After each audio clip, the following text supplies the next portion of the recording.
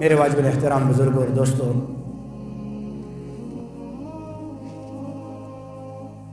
ماہ شعبان کے متعلق بات چل رہی تھی۔ گزشتہ جمعے میں ماہ شعبان کے حوالے سے کچھ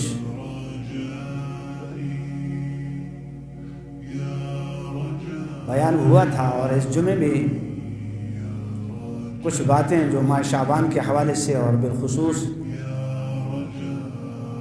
جو شعبان کی نصف رات کے حوالے سے باتیں سماعت فرمائیں گے۔ اللہ تبارک و تعالیٰ سے دعا ہے کہ اللہ تبارک و تعالیٰ اس ماہ شعبان کے فضائل اور بالخصوص اس کے اندر جو نصف شعبان کے اندر جو رات آ رہی ہے، اس رات کے فضائل سے ہمیں مالا مال فرمائیں اور اس کی برکات سے ہمیں نوازے، بلکہ امت محمدیہ صلی اللہ علیہ وسلم کو اس رات کی برکات سے نواز دے۔ تو میرے دوستو، بلا تمہید میں عرض کر دیتا ہوں، کیونکہ جمعے کی نماز کا ٹائم کے اور بیان کے اندر ٹائم بہت ہی مختصر ہوتا ہے، تو کوشش کروں گا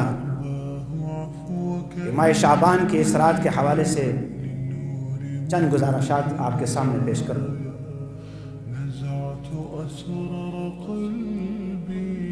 جناب نبی کریم صلی اللہ علیہ وسلم نے ارشاد فرمایا کہ لا يدخل الجنت قاطع رحم، کہ قطع رحمی کرنے والا جنت میں نہیں داخل ہوگا۔ اسی شعبان کی 15ویں رات کے حوالے سے جو کہ چند دنوں کے بعد آ رہی ہے، اس کے اندر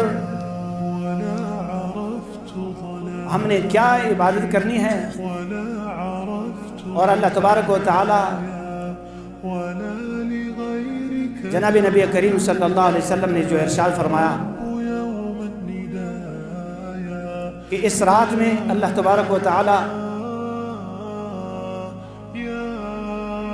تمام لوگوں پر خاص رحمت فرماتے ہیں، اور فرمایا کہ اس سے 2 قسم کے لوگ جو ہے وہ مستثنا ہیں۔ ایک فرمایا کہ دل کے اندر کینہ رکھنے والا، اور دوسرا فرمایا کہ شرک کرنے والا۔ فرمایا دل کے اندر کینہ رکھنے والا اور شرک کرنے والے کو اللہ تبارک و تعالیٰ اس رات کے اندر بھی اس کی بخشش نہیں فرماتا۔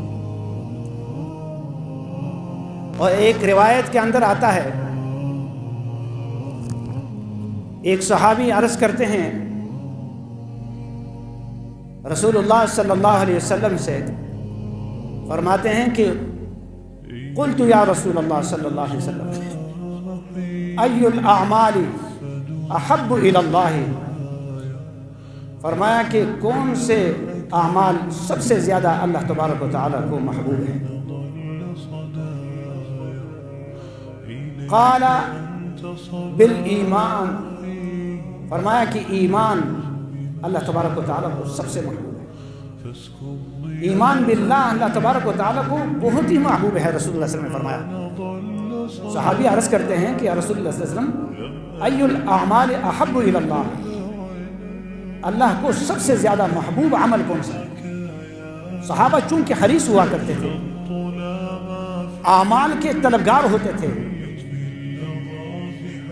آج تو ہم پوچھتے ہیں کہ سب سے زیادہ کون سے کاروبار میں پیسے آتے ہیں، کون سا کاروبار مارکیٹ میں چلنے والا ہے؟ صحابہ سب سے زیادہ حضور صلی اللہ علیہ وسلم سے جو سوال کرتے تھے وہ ایمان اور اعمال صالحہ کے بارے میں، اور فرمایا ای الاعمال احب الی اللہ، رسول اللہ صلی اللہ علیہ وسلم نے ارشاد فرمایا جواب میں، قال ایمان باللہ، اللہ پر ایمان لانا۔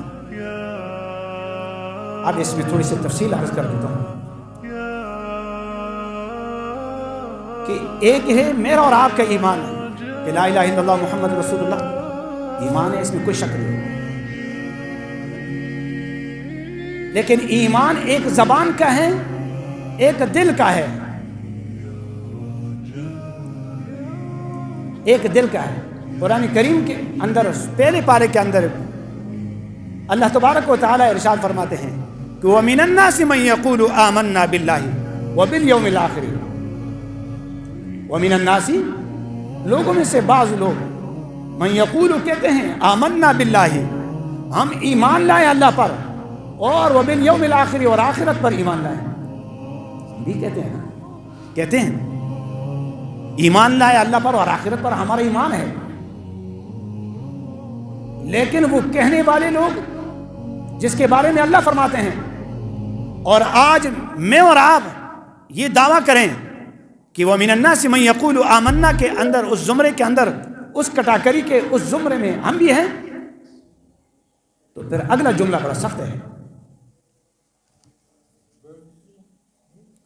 وَمِنَ النَّاسِ مَن يَقُولُ آمَنَّا بِاللَّهِ ہم ایمان لائے اللہ پر اور یوم آخرت پر، یہ بعض لوگوں نے کہا، اللہ نے اس کے جواب میں فرمایا وَمَا هُم بِالْمُؤْمِنِينَ وَمِنَ النَّاسِ مَن يَقُولُ آمَنَّا بِاللَّهِ وَبِالْيَوْمِ الْآخِرِ وَمَا هُم بِمُؤْمِنِينَ،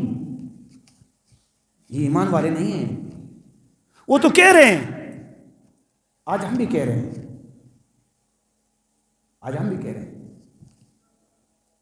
ایمان کامل ایمان۔ حدیث پاک میں آتا ہے، صحابہ نے ایک دوسری روایت کے اندر آتا ہے، صحابہ نے پوچھا یا رسول اللہ صلی اللہ علیہ وسلم ایمان کیا چیز ہے، ایمان کیا چیز ہے؟ تو آپ صلی اللہ علیہ وسلم نے فرمایا اذا سرتک حسنتک وساءتک سیئتک فانت مؤمن، اذا سرتک